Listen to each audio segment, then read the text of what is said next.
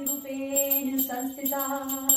नमस्तस्यै नमस्तस्यै नमस्तस्यै नमो नमः। ओम ज्योति देवी नमो नमः। ओम ज्योति देवी नमो नमः।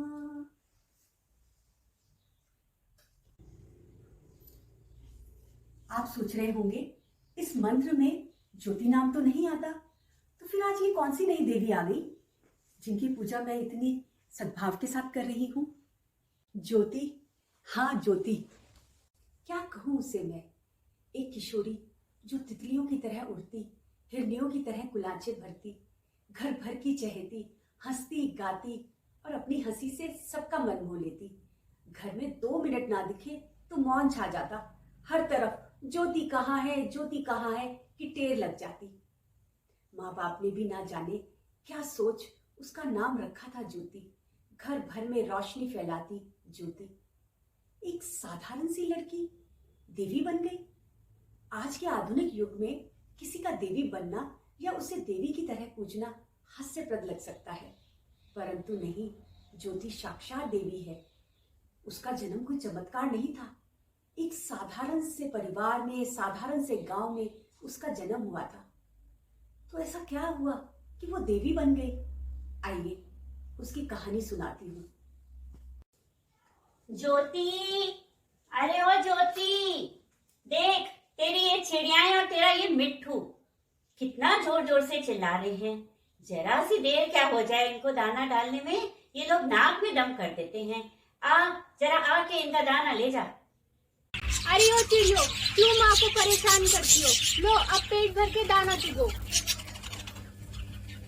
दीदी देखो कैसा खुश हुई है, ऐसा करा करो, इसे अपने साथ स्कूल ले जाया करो। हाँ, इनको अपने साथ स्कूल ले जाऊंगी और तुझे पिंजरे में बंद कर दूंगी। बैठे बैठे खाना मिलेगा और ऐश की नींद भी मिलेगी। माँ देखो दीदी चिढ़ा रही है। हंसता खेलता परिवार में बीतता बचपन। बचपना है तो जिद भी होगी।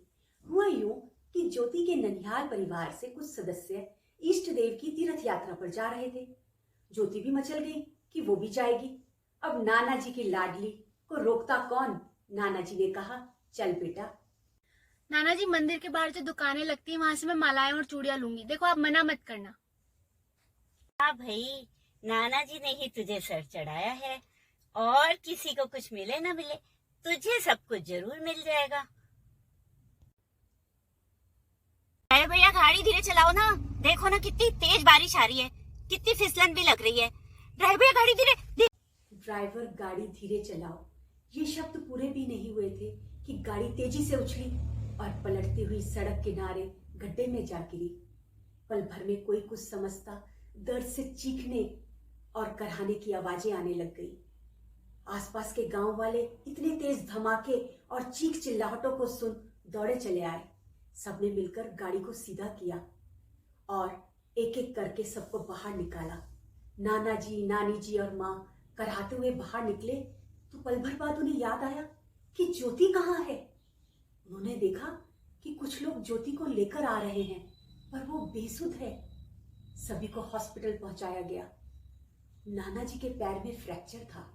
नानी जी और माँ को हल्की चोटें आई थी, पर ज्योति को होश नहीं आ रहा था। उसका सिटी स्कैन कराया गया तो पता चला उसका ब्रेन डेड है। 2-3 दिन बाद डॉक्टर्स ने कहा कि ज्योति को अब होश नहीं आ सकता, वो कोमा में है, लेकिन उसके बाकी ऑर्गन्स काम कर रहे हैं। यह सुनकर माँ को तो जैसे काठ मार गया, वो बेसुध हो गई। तभी हॉस्पिटल में ज्योति के पिताजी और भाई पहुंचे। पापा, दीदी को क्या हुआ? दीदी कुछ बोलती क्यों नहीं? दीदी उठो ना, जब से आप गए हो मिट्टू ना खाता है ना पीता है। दीदी उठो ना। दीदी को ना उठना था ना वो उठी। पर ये कौन महिला हॉस्पिटल आई है? हॉस्पिटल की तो नहीं लगती। और ये माँ और नानी जी से ऐसी क्या बात कर रही है कि दोनों का मुंह खुला का खुला है और वो बड़े आश्चर्य से उस महिला की बातें सुन रही है। आपकी बेटी ज्योति के बारे में सुना, बहुत दुख हुआ, पर ज्योति फिर से जीवित हो सकती है। हैं? ये क्या कह रही है? ब्रेन डेड वाला मरीज जिंदा हो सकता है? इनके पास कोई चमत्कारी इलाज है? ये कौन है, कहां से आई है और ये क्या कह रही है? मैं सच कह रही हूँ। डॉक्टर ने आपको बताया ज्योति का ब्रेन डेड हुआ है और ऐसा पेशेंट कभी ठीक नहीं होता, क्योंकि ब्रेन से ही हमारे शरीर के अन्य अंगों को काम करने के संदेश मिलते हैं। अब जब ये ब्रेन ही काम नहीं करेगा तो संदेश देगा कौन? ऐसे में सारे अंग धीरे धीरे शिथिल हो जाएंगे और अपना काम करना बंद कर देंगे। यदि इनके शरीर से इन अंगों को निकालकर किसी दूसरे शरीर में प्रत्यारोपित कर दिए जाए, यानी लगा दिए जाए, तो वो अंग फिर से काम करने लगेंगे। मतलब? देखिए, बहुत से ऐसे पेशेंट हैं जिनकी हार्ट, किडनी या लीवर किसी न किसी बीमारी की वजह से खराब हो चुके हैं और जिनका इलाज संभव नहीं है। उनकी जान को खतरा हमेशा बना हुआ है। ऐसे में यदि एक स्वस्थ व्यक्ति जिसका कि ब्रेन डेड हो गया है या किसी एक्सीडेंट की वजह से जिसकी जान को बचा पाना मुश्किल है, उसके शरीर से इन अंगों को निकालकर यदि उस बीमार व्यक्ति के शरीर में लगा दिया जाए तो उसकी जान को बचाया जा सकता है। आप क्या चाहती हैं? मैं अपने बेटी की शरीर की चीरफाड़ करा दूं, उसे जीते जी मार दूं, उसके अंग बेच दूं? वाह वाह, मौत पर भी कारोबार। भगवान, कैसे कैसे वहशी और दरिंदे लोग हैं ये। प्रभु, कहाँ हो तुम? प्रभु, कहाँ हो तुम? देखिए, चुप हो जाओ तुम। मैंने अभी तक तुम्हारी बात इसलिए सुनी, तुमने कहा तुम मेरी बेटी को जिंदा कर दोगी, पर तुम तो वहशी, दरिंदी, गिद्ध और कौओं की सरदार निकली। मैं अपनी बेटी के शरीर के साथ कोई छेड़छाड़ नहीं होने दूंगी। आप मेरी बात समझ नहीं रही। कोई और समय होता तो मैं कहती मैं बाद में आऊंगी, पर आपकी बेटी के पास समय नहीं है। एक बार, बस एक बार आप मेरी बात सुन लें। ऐसा ना हो कभी आप हमारी संस्था की उपलब्धियों के बारे में सुने, तब आपको मलाल हो कि काश एक बार आपने मेरी बात सुन ली होती। एक माँ ने दर्द सहकर मुस्कुराते हुए अपनी बेटी को पैदा किया, खुद रात को जाग उसे बड़ा किया, उसकी मुस्कुराहटों पर खुद को कुर्बान किया। उस माँ के लिए यह सुनना और सह पाना बहुत ही मुश्किल है। फिर भी मैं आपसे कहूंगी, प्लीज एक बार आप मेरी बात सुन लें, कम से कम उसी भगवान की खातिर जिसे अभी आप याद कर रही थी। बोलो। देखिए, हम कोई व्यापार नहीं कर रहे। कभी ना कभी आपके परिवार या आसपास भी कोई ऐसी मौत हुई होगी जिसमें कोई जवान, स्त्री या पुरुष समय से पहले ही किसी बीमारी की वजह से खत्म हो गया हो। जैसे रात को अच्छा भला सोया और सुबह उठा ही नहीं, या सुबह बहुत आराम से उठे, चाय पी, कुर्सी पर बैठे और अचानक गिरे और खत्म हो गए। पेट में दर्द हुआ, कुछ उल्टियां हुई और नहीं रही। अचानक शरीर में जहर बनना शुरू हो गया, शरीर नीला पड़ गया और वो खत्म हो गए। तब डॉक्टर्स ने आपको कहा होगा इनके गुर्दे खराब हो गए थे, या इन्हें जन्मजात कोई बीमारी थी, या इनका लीवर खराब हो गया था। तब आपने उसके परिवार के सुख को उजड़ते देखा होगा और कहीं ना कहीं आपके मन में ये ख्याल भी आया होगा कि काश ऐसा कोई इलाज होता, भगवान की ये बच जाता, अभी इसके मरने की उम्र ही कहाँ थी। बताइए, आपने कभी ऐसा सोचा?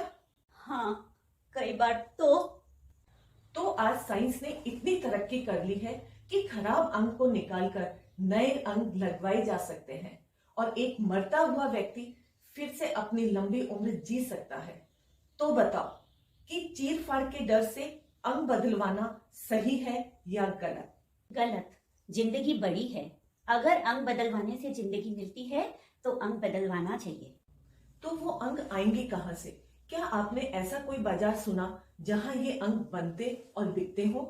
देखो जी, मैं ज्यादा पढ़ी लिखी तो हूँ नहीं, पर इतना जानती हूँ, हमें भगवान ने बनाया है। ये सारा शरीर, अंग प्रत्यंग उन्हीं की देन है। चलिए, आप इतना तो समझती हैं, पर जरा सोचिए, ये अंग हम किसी जिंदा इंसान को मारकर तो लाएंगे नहीं ना। ऐसे में एक स्वस्थ व्यक्ति जो किसी एक्सीडेंट की वजह से मर रहा है, जिसके जीने की 1% भी उम्मीद नहीं है, यदि उसका कोई अंग दान कर दिया जाए तो इसमें बुराई ही क्या है? क्या उस इंसान को मुक्ति नहीं मिलेगी? क्योंकि सभी धर्मों में यही कहा जाता है, लोक हिताय में किया दान सीधा प्रभु को मिलता है। पर अपनी सबसे अजीज वस्तु का दान देना ही श्रेष्ठ दान होता है, और एक मनुष्य के लिए अपने शरीर से बढ़कर और क्या अजीज हो सकता है?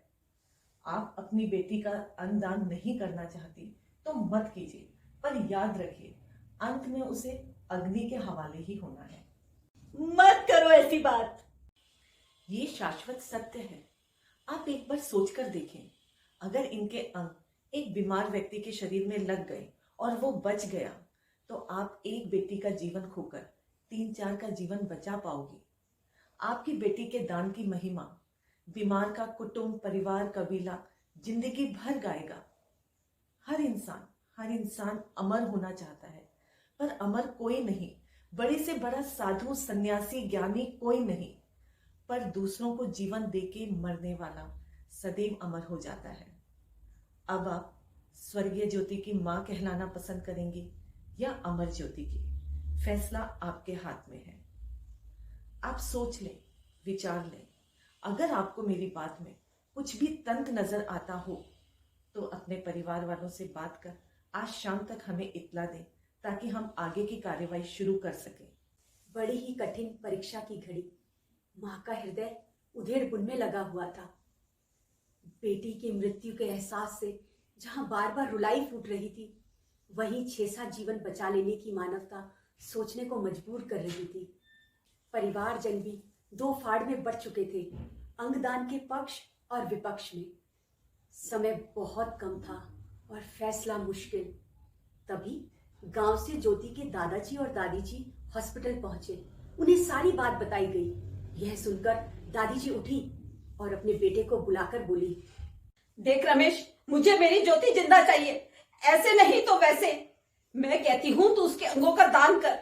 बचपन से आज तक असमय हुई मौतों का तमाशा देखती आई हूँ। इलाज न मिल पाने के कारण बेबस रोते बिलखते परिवार, आज हमारा मौका आया है तो हम पीछे हट जाए? नहीं, अब ऐसा नहीं होगा। कोई जीवन बच सकता है तो हम बचाएंगे। जा बुलाओ नंदान वालों को। सबके मुंह खुले के खुले रह गए। दादी जी की आज्ञा शिरोधार्य हो गई। ग्रीन कॉरिडोर बनाया गया और 2-3 दिन के अंदर ज्योति के अंगों का दान कर दिया गया। ज्योति के दोनों गुर्दों में से एक 35 साल की महिला और दूसरा 50 साल के पुरुष को लगाया गया। ज्योति का दिल एक 15 साल के लड़के दीपक को दिया गया। ज्योति की दोनों आंखें 2 छोटे बच्चों को दी गई। उसके बाद जब ज्योति का पार्थिव शरीर पंचतत्वों में विलीन करने के लिए ले जाया गया, तो अस्पताल का हर एक कर्मी, प्रशासन का हर एक नेता और जन समुदाय ज्योति की जय जयकार कर पूरे रास्ते फूल बरसा रहा था। माँ की आंखों से आंसू आत्मविभोर हो बह रहे थे। उनकी बेटी गुमनाम मौत से शहीद की नींद सोने जा रही थी। सिर उठा के जो आसमान की ओर देखा तो लगा सूरज की किरणें भी आशीष देने की होड़ में लगी हो, पवन की मधुर महक श्रद्धांजलि दे रही हो। तभी माँ की नजर सामने से अंगदान के लिए समझाइश करने वाली महिला पर पड़ी। आपका बहुत बहुत धन्यवाद, आपने 7 जीवन बचा लिए। मैं स्वयं बहुत शर्मिंदा हूँ। बेटी के दुख में उस दिन मैंने आपसे बहुत बेइज्जती से बात की। आपने तो सच में मेरी ज्योति को जीवित कर दिया। ती हो, जिस लड़के को ज्योति का दिल लगाया था उसने मुझे खत लिखा। कहता है, एक माँ ने मुझे जन्म दिया और दूसरी आप हो जिसने मुझे जीवन दिया। आपका और मेरा अब जीवन भर का नाता हो गया है। मैं ज्योति तो नहीं बन पाऊंगा, पर कोशिश करूंगा मैं ज्योति से ज्यादा प्यार और सम्मान आपको दे सकूं। पर ये तो बहुत खुशी की बात है। जानती हो, ज्योति आज भी मेरे सपनों में आती है। वैसे ही हंसती, खेलती, मुस्कुराती, गाती है। मुझे लगता है वो मेरे यहीं है, आस पास।